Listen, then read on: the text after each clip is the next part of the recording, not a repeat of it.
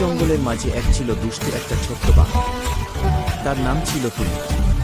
টুনি সারাদিন লাফালাফি করে সবার বিরক্তির কারণ হতো, কিন্তু সে সবচেয়ে বেশি মজা পেত বনে থাকা বড় বাঘটার লেজ টেনে। বাঘটা ছিল খুবই শক্তিশালী, কিন্তু অদ্ভুতভাবে সে কখনো টুনিকে আঘাত করত না। রেগে গিয়ে গর্জন করত, লাফ দিত, কিন্তু টুনি দ্রুত গাছে উঠে যেত বলে তাকে ধরতে পারত না। বাঘ ভাবত, এই ছোট্ট দুষ্টুটা একদিন না একদিন আমাকে রাগে পাগল বানিয়ে দেবে। একদিন দুপুরে টুনি আগের মতো বাঘের লেজ টেনে বলল, ধরতে পারলে ধরো। এ কথা শুনে বাঘ আরও রেগে উঠল, আর টুনি হাসতে হাসতে গাছে উঠে গেল। এদিকে একই জঙ্গলে থাকত এক বড় হনুমান। সে ছিল জঙ্গলের সবচেয়ে শক্তিশালী প্রাণীদের একজন। টুনির দুষ্টামি সে পছন্দ করত না। সেদিন সব দেখে সে রাগে গাছের ডালে লাফিয়ে উঠে টুনিকে ধরে ফেল। আজ তোকে শিক্ষা দিতেই হবে, গর্জে উঠল হনুমান। টুনি ভয়ে কাঁপতে শুরু করল। কিছু বলার আগেই হনুমান তাকে জোরে ধাক্কা দিয়ে নিচে ফেলে দিল। টুনি গুরুতরভাবে নিচে পড়ল, নড়াচড়াও করতে পারছিল না। ঠিক তখন বাঘটা দৌড়ে চলে এলো। সে কখনো টুনিকে আঘাত করতে চায়নি, বরং তার মনের গভীরে টুনির প্রতি আলাদা একটা মায়া ছিল। টুনিকে আহত অবস্থায় দেখে সে ভয় পেয়ে গেল। বাঘ তার বড় থাবা দিয়ে টুনিকে আড়াল করে দাঁড়ালো। হনুমান চিৎকার করল, এই দুষ্ট বানরকে বাঁচাচ্ছ কেন? বাঘ গর্জে উঠল, এটা আমার সঙ্গী। ও দুষ্টু, কিন্তু ওকে মারার অধিকার তোমার নেই।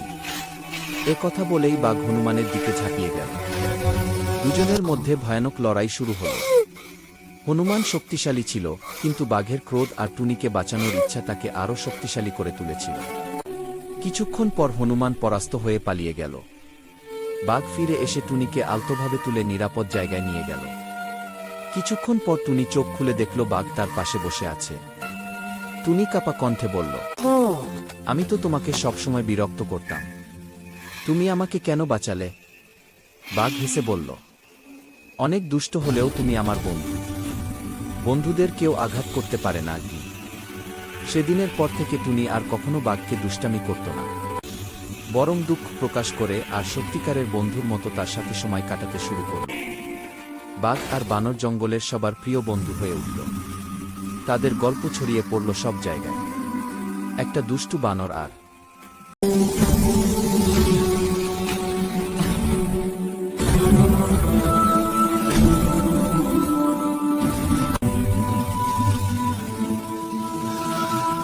This is my chance. No, it's mine.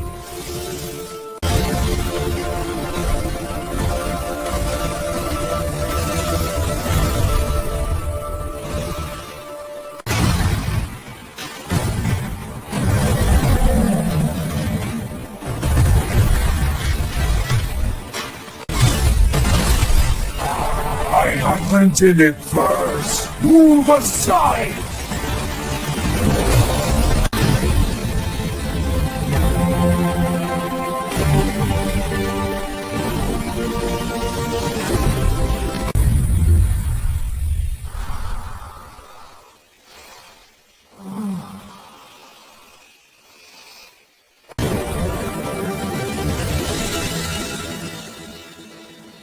We're too weak to both survive.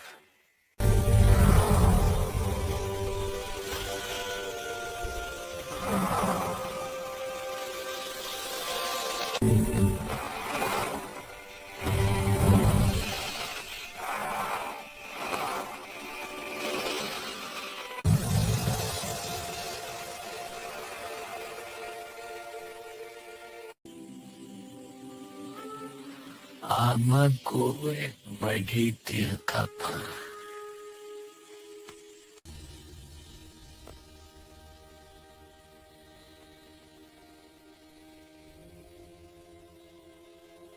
এই সুমত বাসটি যায় একো একেলে ছেজা বুতে একেলে মেই তো রোদ না আমারে কি দেবে।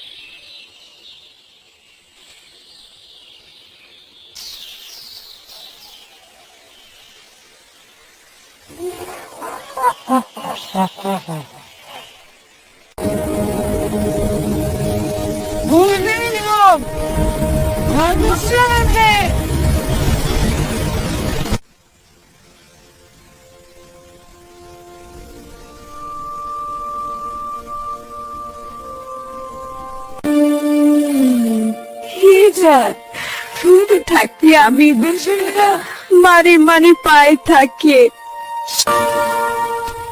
কাম বরাবর সামলাতেছি সে যদি একবার করে নাম দেখি আমার সাধু হবে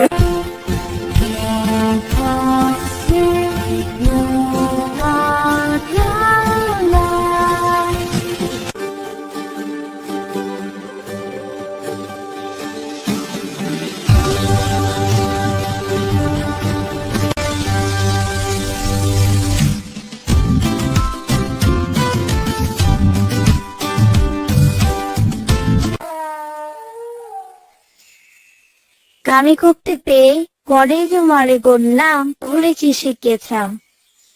মহাসড়কে সকাল, সূর্য উঠছে। 8টি ছোট হাঁসের বাচ্চা একটি সরল রেখায় একটি শান্ত মহাসড়কে হেঁটে বেড়াচ্ছে। তারা আনন্দে, কৌতূহলী এবং উত্তেজিতভাবে কিচিরমিচির করছে। ছায়ায় একজোড়া উজ্জ্বল, তীক্ষ্ণ চোখ দেখা যাচ্ছে। একটি ক্ষুধার্ত শিয়াল ধীরে ধীরে বেরিয়ে আসে, নীরব এবং হাঁসের বাচ্চাদের উপর মনোযোগ দেয়। বিপদে হাঁসের বাচ্চা।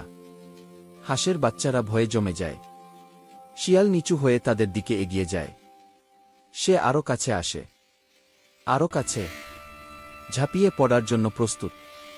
মা হাঁস আসে। হঠাৎ হু হু করে। মা হাঁস উপর থেকে দ্রুত উড়ে আসে। সে ঢালের মতো তার ডানা মেলে শিয়াল এবং তার বাচ্চাদের মাঝখানে এসে পড়ে। সে জোরে জোরে কোয়াক কোয়াক কোয়াক বলে ডাকে। শিয়াল তার সাহস দেখে অবাক হয়ে গর্জন করে এবং চিৎকার করে। মা হাঁস লম্বা হয়ে দাঁড়িয়ে আছে, পালক ফুলে আছে। সে সাহসের সাথে শিয়ালের দিকে আক্রমণ করে, ডানা ঝাপটায় এবং ঠোঁট ছিঁড়ে ফেলে। শিয়াল অনিশ্চিত হয়ে পিছিয়ে যায়। শিয়াল পিছু হটে। মা হাঁস সাহসের সাথে তাড়া করতে থাকে এবং আক্রমণ করতে থাকে। শিয়াল ভয় পেয়ে যায় এবং অবশেষে ঘুরে দাঁড়ায়। সে আবার বনে দৌড়ে যায়, গাছের মাঝখানে অদৃশ্য হয়ে যায়। নিরাপত্তা এবং ভালোবাসা। মা হাঁস তার হাঁসের বাচ্চাদের দিকে